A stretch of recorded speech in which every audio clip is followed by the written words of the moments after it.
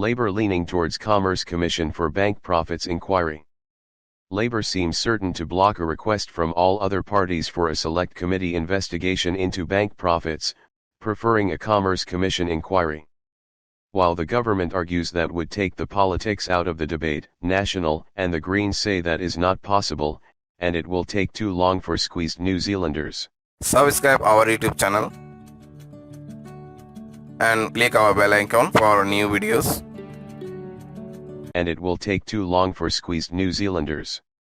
Commentators have been calling for the Commerce Commission to step in and investigate bank profits, with one campaigner finding banks were making $2,000 a year per New Zealander in profit with mortgage margins 4 times higher than in the UK.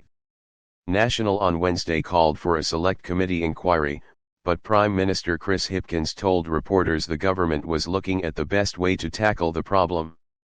"Clearly, if we're going to do it, we're going to do it properly," he said. "I don't think select committee is necessarily going to lead to the best outcome. A market study, it is one of the options we're considering. I think that's probably the best way forward." He said banks had certainly made some very handsome profits in the last little while, and questions should be asked. "I think it would actually put some objective rather than some political commentary around that, and it would give us a base on which to make good, evidence-based decisions," he said. But National Party leader Christopher Luxon told Morning Report that approach would take too long to help New Zealanders facing rising living costs now. New Zealanders deserve some answers, frankly, to what are quite urgent questions around some of the issues around competition, the barriers to entry, impact of regulation, he said. Luxon suggested an inquiry at the Finance and Expenditure Select Committee would be better. National Party Finance spokesperson Nicola Willis requested one in a letter on Wednesday morning. "Let's do a short, sharp, quick study. Let's get all the parties on board to do that through the Finance and Expenditure Committee, and if there's a need for us to then go on to do a Commerce Commission study, we can do it after that," he said. A full Commerce Commission market study could be an outcome of the Select Committee, but it made sense to take a more narrow approach first, he said. "So you bring the Reserve Bank in, you look at retail banks, you look at Treasury, you probably want the banking ombudsman, you want some international competition authorities and maybe a small number of other experts. Are there genuine competition issues?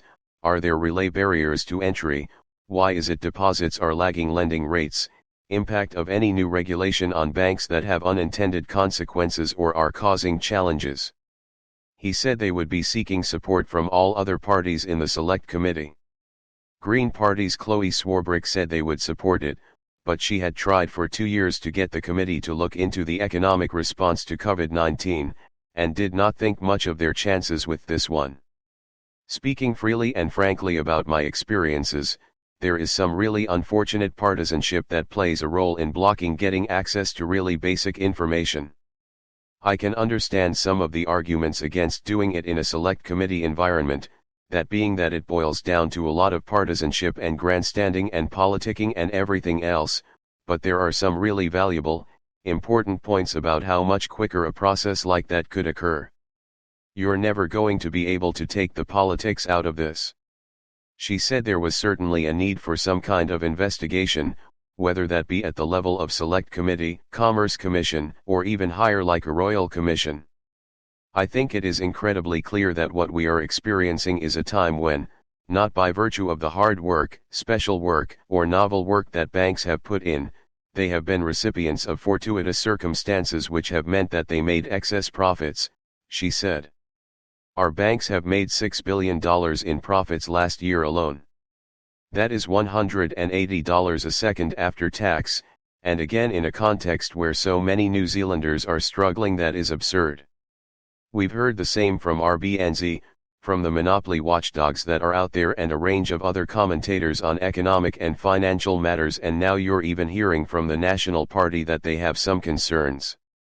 In the meantime, there were things the government could be doing to make a difference now," she said.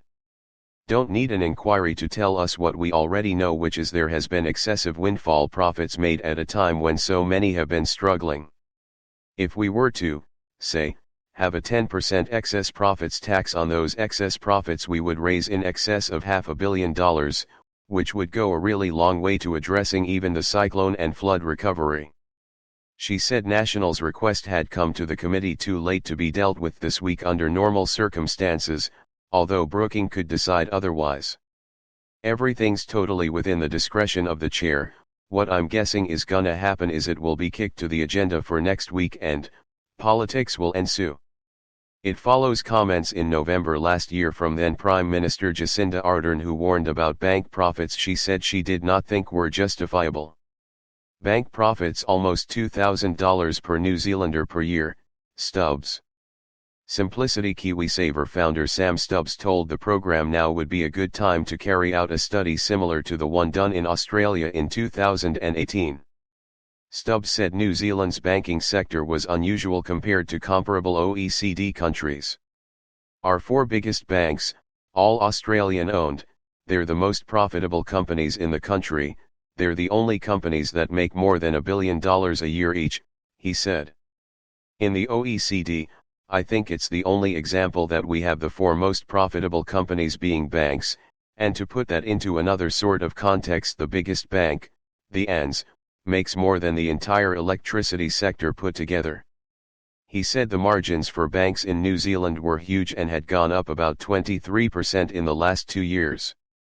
Remember, that's in the context of banks shutting branches and making it very, very difficult for some people to get banking services. If you look at what that all boils down to, which is basically return on shareholder funds, in the rest of the world you can expect about a 9% return from investing in a bank. In Australia it's about 11%, but in New Zealand last year was between 12 and 16%.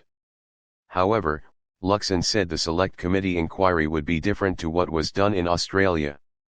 That was really around a whole bunch of conduct issues, which the feeling was in New Zealand, as I understood from Grant Robertson, was not really what we had observed here in New Zealand. Stubbs said Kiwibank was the fifth biggest bank, and that should be looked into because it was a state-owned bank that had aimed to provide competition. Since inception, Kiwibank has been a minnow. It's been a one-armed boxer in the ring with four heavyweights that's created the illusion of competition. Luxon said he had not thought about whether the government should consider allowing Kiwibank a partial listing on the share market to give it more heft. An open banking system was also needed, Stubbs said. Common across the OECD, this would allow much easier transfer of bank accounts or loans, which tends to increase competition. He said it was estimated to lead to about $3 million a day in excess profits for the Australian banks. We have a new minister in now. Here's an opportunity to actually bring in something that we should have had in this country years ago, and by the way, which is in Australia, in America, in the UK. Former Commerce Minister Chris Fafwa was asking for this in 2020, the industry have been saying for the longest time, leave it to us, we'll do it. They patently don't want to do it because it's going to drop their profits, so every day they delay open banking ends up with millions of dollars more profit. He said politicians tended to avoid targeting banks in New Zealand partly because banks would threaten to leave. New Zealand was also unusual in allowing politicians to take up senior banking roles very shortly after leaving office.